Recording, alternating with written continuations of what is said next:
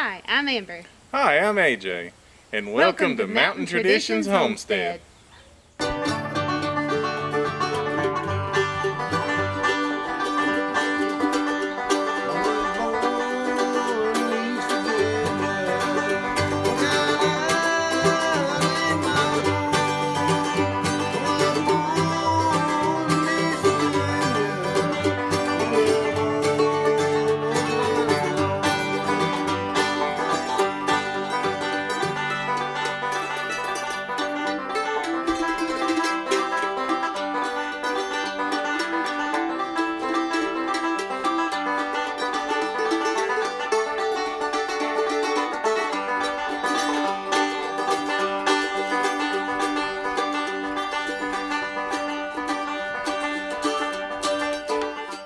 Hey y'all, welcome back to Mountain Traditions Homestead.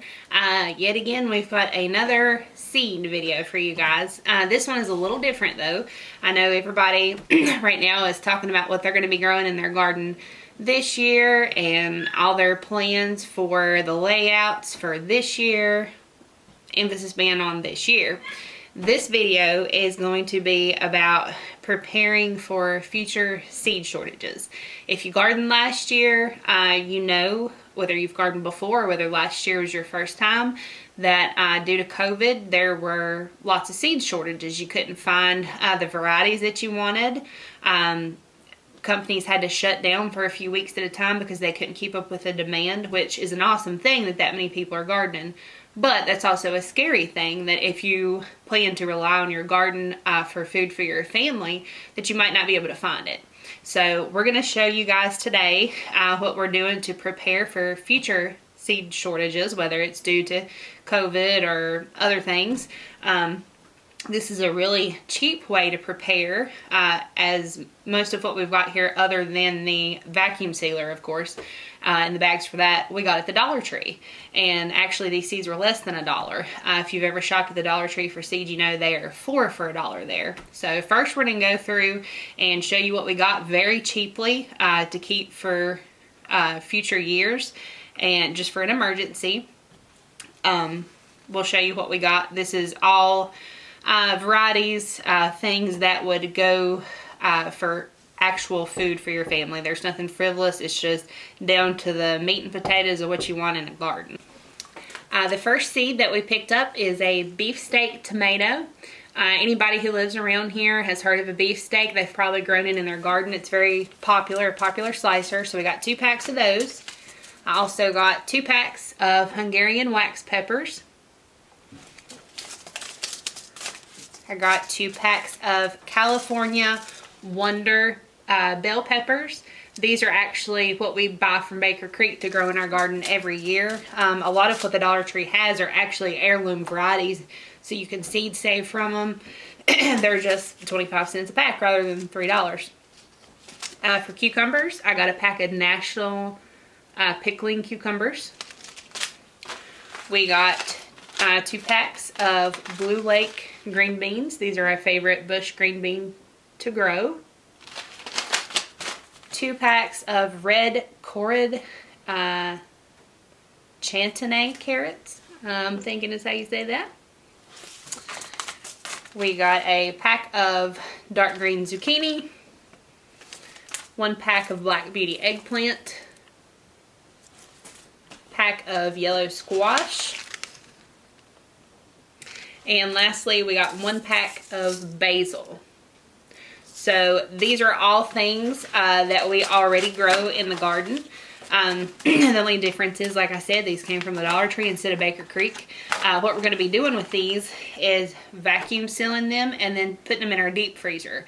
And obviously we didn't want to, I mean, you could, if you wanted to, pay $3 and $4 a pack for seeds that you're going to put in your deep freeze and store for, you know, several years until you need them. Of course, you can do that. It's actually recommended that you keep your seeds in your refrigerator or your freezer. We don't do that just because we have so many packs of seeds. We don't have room to do that. So we just try to store them properly, airtight, that kind of thing. So we're going to go ahead and get started with this and see how it works. Okay, so we're going to go ahead and get started putting these in our vacuum bags and running them through the food saver. These are the bags we're going to be using. I believe they're quart size. Yes, this is what I use for stuff fresh out of the garden when I want to freeze it. It seems like a good size for us. We can a lot more than we freeze, so. And you don't want to overpack these bags because then they won't seal properly. So I think we're gonna put probably 6 in each.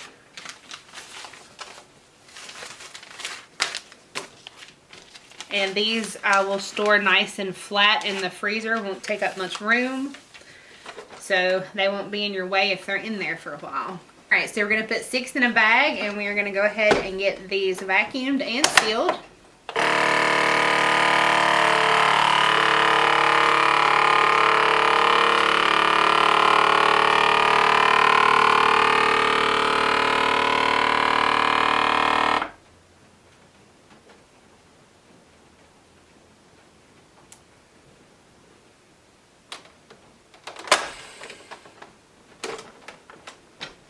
All right, and just like that, I've got 6 packs of seeds in here. It's completely airtight. This is super flat. It will fit in the deep freeze nicely. So I'm gonna go ahead and do that to the rest of our seeds, and then we'll come back and talk about one more thing to prepare for seed shortages. All right, so the first bag, I put 6 packs of seeds in. I only had 8 packs of seeds left, so I went ahead and did 8 in this bag, and I would say you could definitely do 8. Just be sure not to overfill these bags. I have done that before, and it doesn't work well. They don't stay vacuumed. The air will go back in there. I've done that with like peppers and things that I've put in the freezer before. So that is very thin and won't take up any room in your freezer at all. And you're prepared for future seed shortages in case you cannot purchase seeds. Like I said, if you want to do these with Baker Creek seeds or in my gardener seeds or whatever you usually garden with, you can definitely do that. We just chose to go the cheap route just because there's a possibility that these will stay in our freezer, hopefully, and we won't ever have to get them out. But like I said, to each his own, and you can do it with more expensive seeds. Okay, one more thing we wanted to talk about as far as preparing for the shortages is seed saving.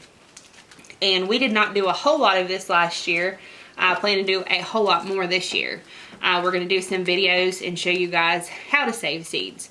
One of the most simple things you can save are bean seeds. And what you do with the green beans is you just let them get really big and mature and let them dry on the vine. They get crunchy and brown. Then you just take it off and you've saved your seeds. All you have to do is pull them out. It's that simple. With other things like tomatoes, cucumbers, a lot of people ferment those. That's what I did with these. These are Black Beauty seeds that we saved, and these are cucumber seeds. And all you do is, again, make sure you have a mature fruit and scoop out the seeds. You can put them in a jar, fill it with water, and let them ferment for a few days. And the ones that float are not viable seeds. The ones that sink, those are your good seeds. So just take them out, put them on a paper towel, your good seeds that have went to the bottom. Let them dry for several days. Make sure they are completely dry before you put them in a baggie, otherwise they'll mold. So it's that simple. When I first started learning about seed saving, I didn't know things like how to save seeds for carrots or basil or things like that, because that's not a plant that you look at and you know where the seed is at. That may sound silly to some people, but if you've never learned about it, then you don't really know where the seed comes from. With things like carrots and basil, at the end of the season, they will go to seed, is what it's called, and they actually flower. The basil will have little shoots come out of it with all these little blossoms on it, and you just let those dry and you can get the seeds out of those. So we'll do some videos to show you guys how to save those seeds, just because that's not as obvious as like a tomato. You know where the seeds are on a tomato. So that's all we have for today. We just feel like this is something that needs to be addressed. A lot of people are preparing for SHTF situations, shortages, and it's a sad thing, but a lot of people are more concerned about where they're going to get their toilet paper than their food. So we just wanted to address this. There might not always be a store to go to and get as much food as you need for your family. So this is something that you need to think about. Learn as much as you can now while you don't have to rely on it for your sole source of food. But we felt like this was really important and we wanted to touch on it. So make sure when you're buying other supplies, if you keep a stash or whatever at home just in case you have to be home for a little while, make sure you don't forget about seeds and things like that. It comes natural to us because that's the way we want to live life. We want to raise our own food. We want to grow all of our food that we can. So it comes kind of second nature to us if we're out. I always go look at seed. You can ask AJ. But just keep that in the back of your mind and just be prepared. I hope you guys learned a little something, maybe got a good idea of how to cheaply prepare. And if you have any questions, make sure to leave it in the comments below. As always, we'll try our best to answer. If we don't know the answer, we'll try and find out for you. We appreciate you liking and subscribing, and please share with somebody else who you think might enjoy the video. We'll see you guys next time.